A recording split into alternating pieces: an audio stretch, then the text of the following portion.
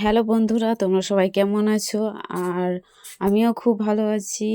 আর ভেবো না যে আমি এখানে শুধু রান্নার ব্লগ দিচ্ছি, কারণ আজকে এই ভিডিওটা পেলাম, তাই জন্য ভাবলাম তোমাদেরকেও এটা শেয়ার করে দিই। আর আমি গিয়েছিলাম দাদুর বাড়ি। দাদু হচ্ছে আমার বাবার মামা।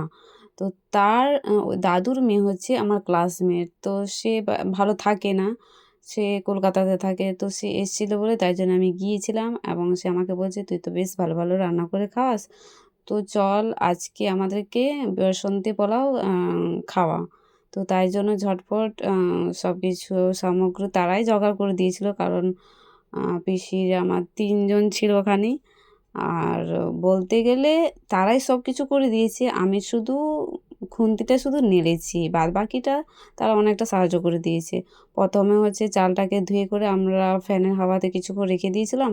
সেটা যখন একটু শুকনো হয়ে যায়, তারপরে তার সাথে আমরা হলুদ, ঘি, আদা বাটা দিয়ে কিছুক্ষণ মিক্স করে রেখে দিয়েছিলাম। তার কিছুক্ষণ পরে আমরা তোমরা সাদা তেল দিয়েও রাঁধতে পারো বা ঘি দিয়েও করতে পারো। তো আমরা ঘি দিয়ে করেছিলাম।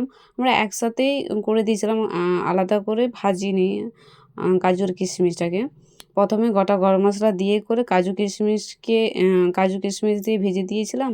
ভাজার পরে তারপরে যে চালটাকে মিক্সড করে রেখেছিলাম, সেই চালটাকে কড়াইতে দিয়ে করে কিছুক্ষণ নাড়াচাড়া করার পরে যে পরিমাণ আ চাল দিবে সে পরিমাণে জলটাও দিয়ে দিবে। আমরা ওই পরিমাণে জল দেওয়ার পরে কিছুক্ষণ রাখার পরে সেটাকে নেড়ে-চেড়ে নাম করে দিয়েছি। আর চিকেনটা করেছিল আমার দিদা। তো সেটা দেখানো হয়নি। শুধু ওই এইটাই দেখানো।